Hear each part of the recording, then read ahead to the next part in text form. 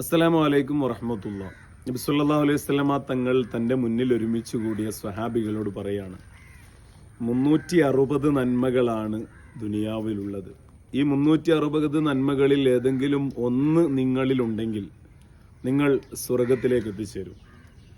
ഉടനെ അബൂബക്കർ സിദ്ദീഖ് റളിയല്ലാഹു അൻഹു ചോദിച്ചു, അഫിയ ഹസ്ലത്തുൻ വാഹിദ, ബഹുമാനപ്പെട്ട നബിയെ, എനിക്ക് അതിൽ ഏതെങ്കിലും ഒരു നന്മയുണ്ടോ സ്വർഗീയ ലോകത്തെത്തിച്ചേരാൻ, നരകത്തിൽ നിന്ന് രക്ഷപ്പെട്ട് അള്ളാഹുവിൻ്റെ തൃപ്തി കരസ്ഥമാക്കാൻ ആ ഒരു നന്മ എന്നിലുണ്ടോ നബി എന്ന് ചോദിക്കുമ്പോൾ നബി സല്ലല്ലാഹു അലൈഹി വസല്ലമ തങ്ങൾ ഇളം ചിരിയോടെ പറഞ്ഞുവത്രേ, സിദ്ദീഖ് തങ്ങളെ, നിങ്ങൾക്ക് ആ 360 നന്മകളും നിങ്ങളുടെ ജീവിതത്തിൽ ഉണ്ട് എന്ന്.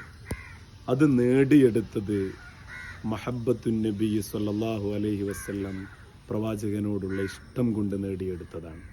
അള്ളാഹു സിദ്ദീഖ് തങ്ങളോടൊപ്പം സ്വർഗത്തിൽ പ്രവേശിക്കുന്ന വിജയികളിൽ നമ്മൾ ഉൾപ്പെടുത്തി തരട്ടെ. ആമീൻ. അസ്സലാമു അലൈക്കും.